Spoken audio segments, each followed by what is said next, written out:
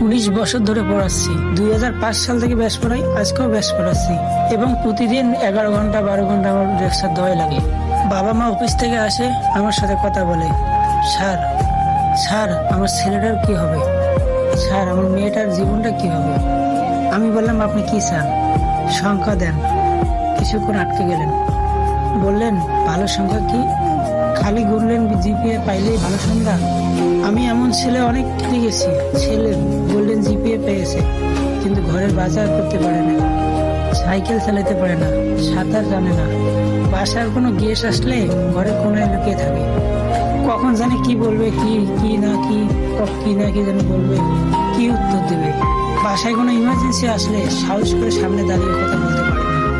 তাহলে কি এই গোল্ডেন জিপিইউ দিয়ে কিছু হবে জীবনে? So what's the matter?